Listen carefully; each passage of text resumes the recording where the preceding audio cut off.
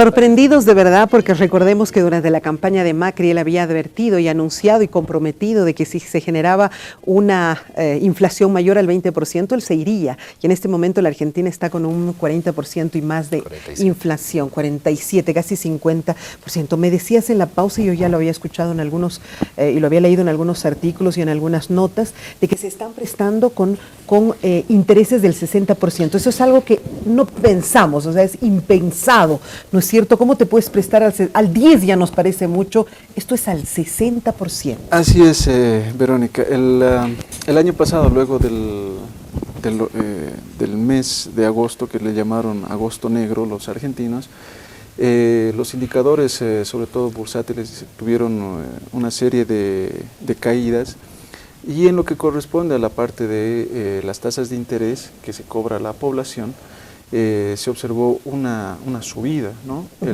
La tasa de interés promedio el año pasado estaba alrededor del 60%, y para que la gente tenga un poquito de idea de cómo es esta lógica, un crédito de consumo, por ejemplo, estaba por encima del 100%, alrededor de 120% la tasa de interés, es decir, que si usted iba al banco en este momento a comprar o prestarse dinero para comprar algún bien, un auto, por ejemplo, consumo, cualquier cosa, pagaba alrededor de 120%. Ahora, el dinero está saliendo de la Argentina, ¿no? Ahora el dinero está fugando de la Argentina. Parece que esa es la jugada final. Sí, lo que pasa es que el Banco Central de la Argentina tiene dos instrumentos con los cuales posibilita la traída de dólares del exterior, es decir, capitales para poder continuar, digamos, y abastecer de dinero en el mercado.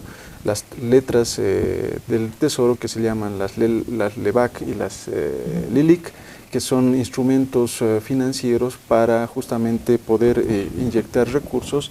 Estos, con los capitales golondrina que se mencionaba hace un momento, por la tasa de interés, agarraban, se quedaban un momento y bueno... Y volaban como las golondrinas, tal cual, ¿no? Así es, ¿no? Entonces esto ha ocasionado y ha incrementado quizá el deterioro de los indicadores sociales, y lo que acabábamos de ver en ese video que mostraba. Tengo una nota más, una nota que es muchísimo más reciente, que ha sido elaborada por el canal de Chile hace menos de unos 15 días, digamos, y que hace sí un reflejo, porque parece que también los chilenos sienten que en algún momento eso les va a afectar. Veamos la nota, por favor.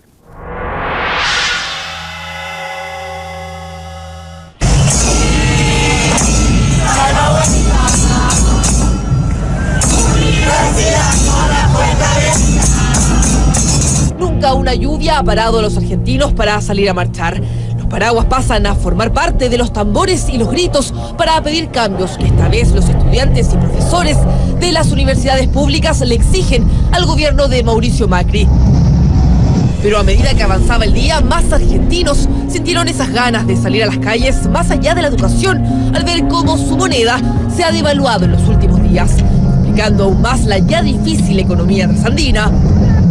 Para defender la universidad pública, gratuita y de calidad frente a las políticas de este gobierno neoliberal, que está, digamos, por un lado queriendo ponerle un techo al aumento de salario de los docentes en el contexto de una inflación altísima. Un mes en paro llevan 57 universidades públicas que se niegan a aceptar las propuestas de Macri sobre el aumento de sueldo de los profesores y el recorte en algunas áreas de investigación y desarrollo. Todo como parte del nuevo plan económico que ha desatado la mayor crisis de sus 3 años de gobierno. Hemos acordado con el Fondo Monetario Internacional adelantar todos los fondos necesarios para garantizar el cumplimiento del programa financiero del año próximo. Con este acuerdo, el gobierno podrá pedir lo que necesite en distintos momentos del 2019, pero a un día de ese anuncio, el peso argentino se desplomó en casi un 14%. Así, al inicio de este jueves, para comprar un dólar se necesitaban 33,9 pesos. En menos de 5 horas ya se necesitaban 42. El gabinete económico, que lleva 2 días en reuniones, anunció que para contener la devaluación del peso venderá 330 millones de dólares en el mercado de valores y subirá la tasa de interés al 60%, la más alta de todo el mundo. El Banco Central colaborará con 675 millones de dólares que permitirán mantener controlado el tipo de cambio dentro del contexto que se vive ahora en el país y que por ahora le conviene a los chilenos que quieran viajar a Argentina. Ante la emergencia económica, la mesa de diálogo con los universitarios se suspendió y ahora el gobierno concentra todos sus esfuerzos en estabilizar su moneda, que hoy vivió un respiro al quedar en 38 pesos por dólar, y también en comenzar a poner en marcha el programa de financiamiento del Fondo Monetario Internacional que les permita salir de esta crisis. Increíble, de verdad. Un mes que no hay clases en las universidades argentinas, la gente está en las calles protestando y nosotros, bueno, nuestro cliente más cercano y nosotros mirando. No significa que no debamos hacerlo, está bien, nosotros, pero yo digo, qué pena que no le estemos dando la importancia que merece. Has escuchado, es muy claro, y esta nota, como te digo, es de hace menos de 15 días atrás. Macri decía, vamos a pagar y no sé qué. ¿Realmente esto se puede hacer? La verdad es que no ha cumplido el señor presidente Macri los compromisos que ha asumido. Ahí veíamos una imagen con la señora Christine Lagarde, presidenta del Fondo Monetario Internacional, dándose el abrazo donde le daban un nuevo crédito. Uno de los compromisos que había asumido el gobierno de Argentina era tener no un decrecimiento, sino llegar a un punto de equilibrio, llegar al 0%, no lo ha cumplido. Y permanentemente desde la época electoral, cuando se sentía mucha crítica, sobre todo el señor Macri hacia las medidas de la señora Cristina Kirchner, se venía generando una serie de promesas de que no iba a haber inflación, de que iba a haber un control monetario, de que liberando y cambiando el paradigma macroeconómico que se tenía, se podía alcanzar un mejor nivel para los argentinos de vida, hecho que no se ha dado. Además que tenía ese perfil de un hombre empresario próspero, exitoso, que podía sin duda alguna resolver esta crisis, ¿no? Sí. Y se aplazó, pero estrepitosamente. En realidad sí, porque la promesa que él hacía era el de atraer capitales del exterior, nivelar la bolsa de valores, que la industria comience a crecer. No ha cumplido nada de eso por la visión. Lo que decíamos hace un momento, liberar el mercado y que el tipo de cambio fluctúe libremente, que es lo que nos enseñan en todas las universidades. Cuando tomamos macroeconomía, por lo general utilizamos el libro de Dornbusch y Fisher u otros libros que es Sachs, etcétera, etcétera, y ahí nos dicen que una de las primeras medidas es, si hay crisis, vamos devaluando. Comencemos a devaluar nuestra moneda para que nuestras exportaciones cambien, etcétera, etcétera, y no ha funcionado. Y uno de los mayores errores dentro de todos los pedidos que le había hecho el Fondo Monetario Internacional, que es un error más conceptual que de forma en la aplicación. Yo pienso que uno no debería cederle a quien le presta toda la tuición de lo que tiene que hacer, ha sido el hecho de que entre los requisitos, además de quitar los subsidios, estaba el reducir el gasto público. ¿Qué han hecho? Han reducido los ministerios, si no estoy equivocado, en agosto de 22 a 12. Espera, estos fondos, ellos te dicen lo que tienes que hacer en tu economía si quieres Por que supuesto. te presten. Por y supuesto. ellos le dijeron a la Argentina, ok, suspenda los subsidios. Claro que sí, es una de las medidas que ellos tenían que aplicar, suspender los subsidios, reducir el gasto público, que han bajado de 22 a 12 ministerios, si no estoy equivocado. Es como si yo les prestara plata a ustedes, yo soy usurero, ustedes tienen hijos, no me importa lo que les pase a sus hijos. Pero los sacas les digo, a tus hijos sácalos del colegio, ya no les das recreo, les das menos comida, les das eso, porque les das una vivienda más sencilla, porque con eso tú vas a poder pagarme la deuda. Pero sin hacer una analogía, ¿qué pasa con la gente que es usurera? Vámonos al otro extremo, que no es el Fondo Monetario Internacional, esperamos que no sea, es que yo no quiero que me pagues la deuda, porque yo vivo de ese servicio de deuda, yo vivo de esas rentas. Así. ¿Y cuál es el problema acá? Que en ese cambio que ha habido de gabinete, donde había mucha esperanza del pueblo argentino en que tal vez se dé un giro a la visión, mantuvieron a los ministros, sobre todo el de Economía, que tiene esta visión que está muy ligada al Fondo Monetario Internacional. Entonces se tiene una crisis que es grande. Argentina está entre los 5 países con mayor inflación del mundo, ni siquiera de la región. Entonces, después de haber tenido una de las economías más fuertes también. Después de la Segunda Guerra Mundial llegó a estar entre las 10 economías más fuertes del continente, sí, del mundo, perdón. Así es. Vienen las elecciones, Manuel, 27 de octubre serían las elecciones. ¿Tú crees que este caballero pueda presentarse de nuevo? ¿Está en la posibilidad de hacer una repostulación? Tiene el derecho, por un lado, constitucional, volver a presentarse. Por otro lado, es la opción más seria que tiene su bloque político, pero no está todo definido. Sí, existe la posibilidad de que... Cristina, ¿puede Cristina postular o en este momento se encuentra inhabilitada por los procesos que enfrenta? Que yo sepa, hasta el momento puede postularse. Puede postularse. No le fue muy bien en la anterior elección. A su candidato. Exactamente.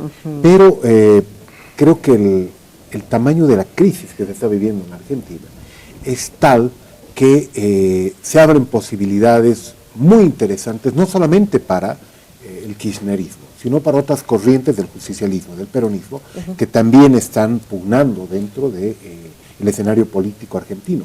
Lo que sí queda claro es que la apuesta tan fuerte y hasta cierto punto tan poco meditada que han hecho los sectores de derecha, los sectores conservadores en Argentina, ha dado tan malos resultados.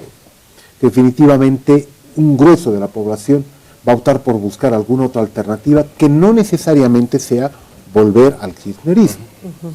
Sí, o sea, se puede buscar una alternativa, pero definitivamente hay que ver cómo evoluciona tanto la economía, que no tiene signos de estar recuperándose de manera adecuada. Más bien por el contrario, ¿no? Por el contrario. Ha empezado mal este 2019. Y hay que ver cómo se juegan las cartas políticas internas de los partidos, porque recordemos que en agosto, si no me equivoco, van a ser las elecciones primarias dentro de los diferentes bloques políticos, ¿no? Entonces, la política interna de los partidos, la respuesta social que exista al tema económico, van a definir un poco cómo se consolidan hasta mediados de año las posibilidades, ¿no? Obviamente, ya es también tradición estos últimos años, se va a buscar inhabilitar la candidatura de Cristina Kirchner o de alguna alternativa que pueda presentar el justicialismo para enfrentarse adecuadamente a... Y como que lo están haciendo, están buscando todo tipo de desde procesos, todo punto ¿no? de vista. Omar, nosotros tenemos a la Argentina como uno de nuestros compradores, de nuestros clientes. Y cuando ves tú, ahí está lo mismo, ¿no? Ves tú que uno de tus clientes se está empobreciendo cada día más, corres el riesgo de que deje de ser cliente tuyo. ¿Cómo va el tema del gas? ¿Hay un riesgo para nosotros como país? Mira, el año pasado, luego de que ha suscitado esto, en realidad nosotros tenemos una instancia donde vamos viendo todas las variables económicas y justamente también vemos el comportamiento de nuestros principales socios comerciales. No es solamente el caso de Argentina, hay que ver también qué es lo que sucede con el caso de Brasil. La entrada al gobierno de Bolsonaro va a implicar ciertos ajustes también en medidas que se van a traducir en medidas económicas que seguramente van a ser también de corte neoliberal. Claro, Bolsonaro y la Argentina tenemos lado a lado, oye, qué miedo, y son nuestros clientes. Además, querida Verónica, a nivel internacional hoy está surgiendo un problema y quizá aún más grande. Es este choque comercial que se tiene entre Estados Unidos y China. Todavía no ha terminado de zanjar este problema. Eso seguramente va a repercutir, porque estamos hablando de las dos economías más grandes del mundo. Va a repercutir desde un punto de vista del lado comercial, exportaciones, importaciones, pero también va a repercutir por el lado de las tasas internacionales. Por ejemplo, cómo va a ir midiendo esto la FED, el Banco Central de los Estados Unidos, porque una movida de las tasas de interés hace también que los mercados a nivel internacional tenga su repercusión. Entonces nosotros no solamente estamos mirando la Argentina, estamos mirando el Brasil, estamos mirando el contexto internacional para poder adoptar las medidas que sean necesarias el momento que sea necesario. Pero nuestros contratos, ¿hasta cuándo son con la Argentina? Porque hay un tema que no se puede, no existe esa posibilidad. Estamos bien respaldados por contratos. ¿Hasta cuándo es con la Argentina? Con la Argentina tenemos varios años más en el contrato. Lo que se ha hecho en las últimas semanas es para evitar la fluctuación de las nominaciones que tienen por el lado de la Argentina y que nos perjudicaban por el lado de la producción. ¿Qué me estarás diciendo pues en esos términos? Es decir, que la Argentina, el momento que nos pide gas, a eso se llama la nominación, el momento que nos pide gas no sea de acuerdo a lo que ellos requieran, porque había un momento por esta crisis que ha bajado las nominaciones, los O pedidos. sea, los pedidos, ya. O sea que, de la Argentina. Claro, como no tienen plata, entonces ya no te piden 10, te piden 8. Exactamente. Lo que se ha hecho con la adenda es estabilizar estos volúmenes de producción. Usted volúmenes de solo me exportación. pide 9 todos los meses. Se ha digamos. quedado en 10. En Y 10. en adelante nosotros vamos a recibir en función a esa adenda. O sea, nos hemos asegurado con un contrato para que no tengamos que caernos junto con ellos en su Exactamente, crisis. esa es la lógica que se ha tomado. Con el lado brasileño, si bien el contrato termina esta gestión, lo que se está haciendo por parte de IPFB es tener contratos con los estados que son limítrofes con Bolivia. Eso va a permitir que estos estados sigan demandando volúmenes de gas para que nosotros podamos continuar exportando. Más allá del Brasil entero, sino con los estados brasileros de manera independiente. Y es en realidad cómo funciona en este momento, porque los pedidos que hace el Brasil es principalmente para el sur del Brasil, que son los estados que están... Que pasan frío, pues, que están claro. a nuestro lado, ¿no? Claro, claro, y que además pasan los momentos difíciles, porque en Río no creo que haga mucho frío, ¿no? Sabemos eso. Me sorprende la nota de Chile cuando dice con todo desparpajo y que es muy bueno para nuestra economía porque los chilenos podemos ir para allá y comprar algunas cosas más o menos, ¿no? Realmente, ¿qué pasa con los países vecinos? Tiene una serie de impactos en función a la relación comercial que pueda tener con unos o con otros. Hace un momento veíamos una nota y lo que conversábamos, que los sectores más reprimidos han sido los más afectados en la realidad, pero no son los únicos. Cuando uno comienza ya a avanzar en la escala socioeconómica, es decir, clases medias, medias altas, hay sectores sin ir muy lejos. Uruguay se ha visto muy perjudicada por esta crisis que está sufriendo Argentina. Un buen porcentaje de los turistas que van a Punta del Este, que van a Uruguay, a Montevideo, son argentinos. Se ha reducido en casi 70% el porcentaje. Y si uno comienza a ver televisión argentina, canales argentinos, lo que se plantea es básicamente que no tienen plata, no les alcanza. Las agencias de viaje han reducido el tema del turismo y es solo uno de los ítems. Por otro lado, claro, hay las economías extranjeras más sólidas, Bolivia, Chile, que tienen otros niveles de estabilidad o otras cualidades para sus clases medias, sí que efectivamente pueden aprovechar de ir a darse una vacación porque les sale más barato. Y lo mismo se aplica a todo. ¿Y las inversiones extranjeras? Ahí ha habido otro problema. El señor Macri anunció que iba a traer una gran cantidad de inversiones. Sin embargo, los inversionistas lo que hacen es ver el predominio del retorno del capital. Y la estabilidad que pueda haber en el país. La estabilidad es un tema de riesgo-rendimiento. Y ese fue el primer problema que tuvo el señor Macri. Cuando el 2017 la FED sube sus tasas de interés, se van los capitales. ¿Por qué? Porque es un capital más seguro el ir a Estados Unidos, la FED es el Banco Central de Estados Unidos, prefiero poner en renta fija, son los títulos, las letras del Tesoro americanas donde pongo mi dinero, que dejarlos en Argentina. Y ese ha sido uno de los motivos, entre otros, junto con los de la inflación, para subir la tasa. Porque ¿cuál es el precio del dinero? Es la tasa de interés. Entonces, si la plata no llega a mí, ¿yo qué hago? Comienzo a subir las tasas de interés. Y lo que comentaba el viceministro, llegó a 60% en promedio. Sin embargo, ha habido meses en los que ha llegado casi al 80% la tasa de interés promedio. Ni hablar de los créditos de consumo. ¿Y eso qué hace? Reprime el aparato productivo. La construcción, que estaba comenzando a generar empleos, porque es un buen mecanismo para generar empleos, generar vivienda, generar movimiento económico, comenzó a descender dramáticamente en Argentina y lo que se viene ahora puede ser más complicado aún. Con todo el desempleo que se está generando, ya se están viendo indicadores del sistema financiero donde la mora está comenzando a subir. Entonces ahora tienen que comenzar a controlar muchos más elementos y eso ocurre cuando entras sin conocimiento, o bueno, sin medir adecuadamente probablemente cuál es el impacto de las medidas que vas a tomar y sin hacerlo de forma paulatina. Pero a veces es más fácil desde afuera decir, conmigo no va a pasar esto, hay que cambiar de ir hacia el norte, vamos hacia el sur. Bueno, en este caso han ido a del sur han ido hacia el norte, esté entrando solo de manera independiente y no esté mandado por nadie, como a mí me parece que ha sido el caso de Macri. Pero yo me pregunto, Manuel, ya para terminar el programa, ¿qué pasa con nosotros los bolivianos? De pronto llegan venezolanos y se establecen aquí. He estado en Santa Cruz y un montón de argentinos que seguramente también han empezado a migrar hacia Bolivia. ¿Eso para nosotros puede generar una desestabilización económica? No creo la verdad, porque la cantidad de gente que llega a Bolivia todavía es relativamente pequeña. No somos un país receptor de corrientes migratorias resultado de estas crisis, ¿no? Más bien siempre nos hemos caracterizado por tener mucho migrante boliviano que sale afuera. Pero lo interesante es que a pesar de la cantidad, mucha gente, empieza a ver a Bolivia como un destino interesante en términos económicos. Eso nunca sucedía, creo. No, migraban, nunca venían aquí, ¿no es cierto? Hoy tienes gente que tiene emprendimientos acá, a mí me llamó mucho la atención empezar a ver venezolanos, también colombianos, colombianos, que empiezan a abrir, por ejemplo, acá peluquerías, empiezan a abrir restaurantes, porque son economías que han tenido un mayor desarrollo en términos de sofisticación. Y ven que Bolivia es un país bastante interesante para hacer empresa, primero.